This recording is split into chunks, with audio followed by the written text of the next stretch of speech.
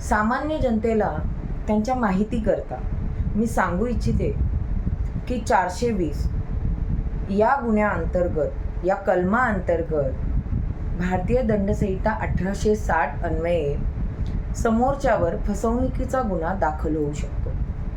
त्यासाठी तुमची फसवणूक कशी झाली आहे, कोणत्या प्रकारे झाली आहे ते तुम्हाला एक रीतसर अर्जामध्ये लिहून पोलीस स्टेशनला द्यावं लागेल.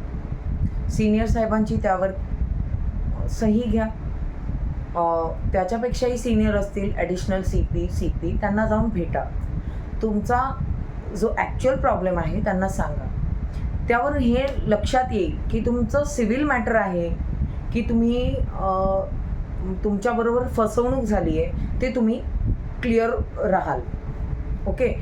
तुम्हाला जर समजलं नसेल तर तुम्ही मला माझ्या ऑफिसला येऊन भेटू शकता.